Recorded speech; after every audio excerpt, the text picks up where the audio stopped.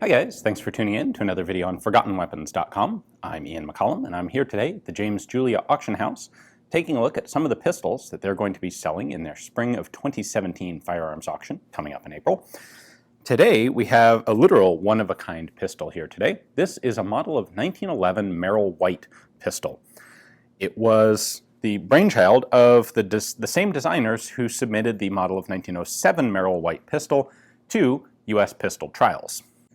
Well, what had happened in the 1907 trials is that the Merrill White failed pretty hard. Ultimately, in its endurance test, it had 40 malfunctions in the course of 110 rounds fired and was immediately dropped from competition. Well, Merrill went and wrote back to the Ordnance Department in 1911, in late February of 1911, saying, you know, I also have this new pistol that I've been working on that I think I might be interested in submitting to the Ordnance Department. Would you be willing to take a look at it and test it if I send you one? And the Ordnance Department wrote back and said that, yes, they'd be happy to test it. As long as Merrill submitted a pistol and a sufficient quantity of ammunition, they would go ahead and test it as early as convenience allowed and get back to them with the results. Now, the design of this pistol was not just Merrill. It was actually patented by Joseph White, who had been Samuel Merrill's partner with the Merrill White. So this was a collaborative effort, it appears. White had the patent. Merrill was the one corresponding with the Ordnance Department. So, however, a couple months later, the Ordnance Department actually wrote back to Merrill because they hadn't gotten anything and basically said, "Oh, are we still on? Are you still sending us a pistol?" And Merrill's response was, "Well, probably not at the moment." He only had the one example of the pistol, which is this one.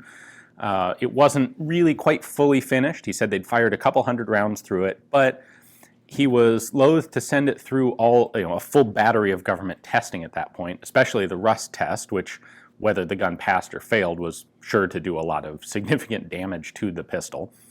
And he had also heard that the award had gone out to the 1911, well, to the Colt Browning pistol, to be adopted by the U.S. military. And with that in mind, he figured maybe he should wait a little while for a better time to submit the pistol, presumably to get it a little better quality, get it working just right, and maybe have a couple of them available to send in for trials. And that was the end of the story. Merrill and White never did actually submit this pistol. It was in 45 ACP, but never ended up at the Army. So let's take a closer look at the details, because this is substantially different mechanically from the 1907 trials pistol. So the 1911 pattern here does share some stylistic similarities to the original trials 1907. Primarily, the grip angle is the same, and as we'll take a look at in just a moment, the barrels are probably made from the same blanks. But pretty much everything else is different. The 1907 was a locked breech pistol. It was a double stack magazine. The 1911 is a delay blowback or simple blowback. We'll get to that in a moment. System, and it is a single stack magazine. Lot of differences. That said, if we take a look at the barrels, you can see that they're quite similar. In fact, with this step on the barrel here at pretty much the same location as the locking lugs on the 1907, I suspect that the barrel for the 1911 pattern was probably made from a leftover blank or made the same way as the 1907 barrel.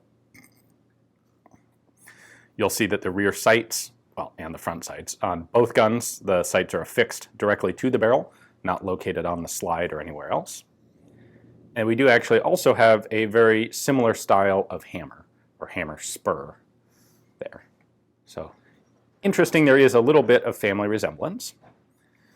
Now the mechanics are where this gets a bit more interesting. On this pistol, the recoil spring is located down here below the barrel in this tube. And the patent for this pistol describes it as being locked. And in fact, the patent says that one of the purposes of this pistol was to be able to fire ammunition of widely varying powder charge, all safely and all reliably. The idea being that some rounds are loaded too hot, some are loaded too weak, and it would be good to have a pistol that can just digest any of those safely. So the patent actually describes a couple of different mechanisms in which, or by which, the pressure on the cartridge case during the firing process actually locks the slide from moving, and then once the pressure has decreased, the slide is unlocked and can reciprocate backwards. Now, as best I can tell, these patent claims are all kind of, in some ways, similar to the Blish lock idea. They're based on this notion that materials will act differently under high pressure than under low pressure. And you could come up with a mechanical lock where the friction under high pressure is so high that it would be locked in place, but when pressure drops, the friction also drops, and then the slide can open and cycle. And as far as I've ever been able to tell, that's not actually how physics works.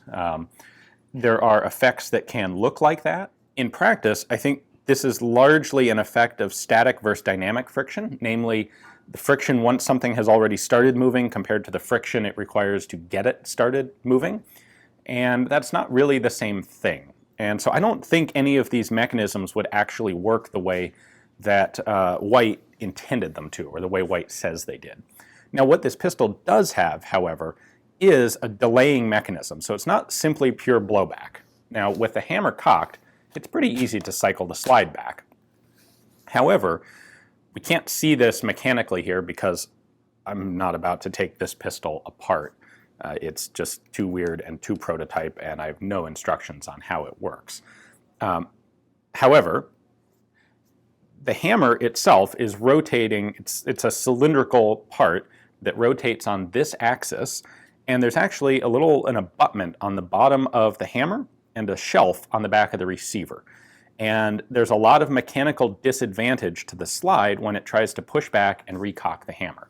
So with that cocked, it's really difficult to cycle the slide open. I can do it. I can start to do it there.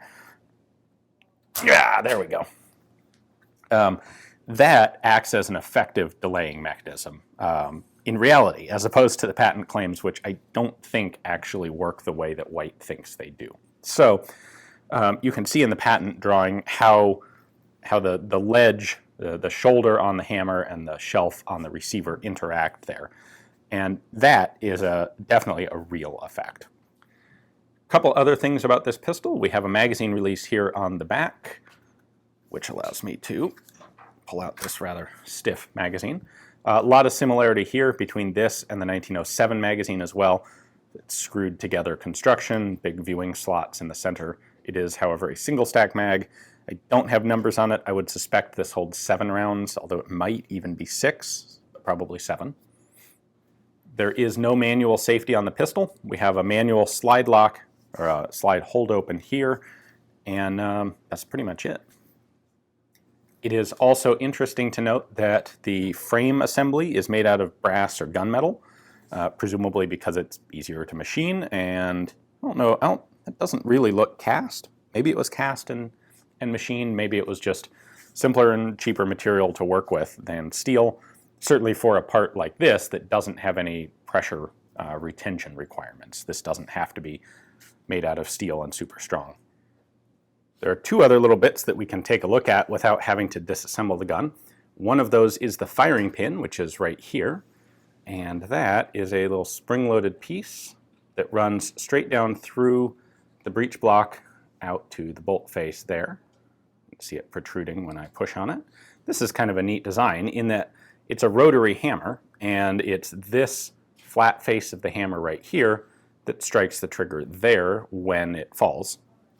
So yeah, and it's a neat little design. The patent actually describes a dual-purpose extractor and ejector, all one piece.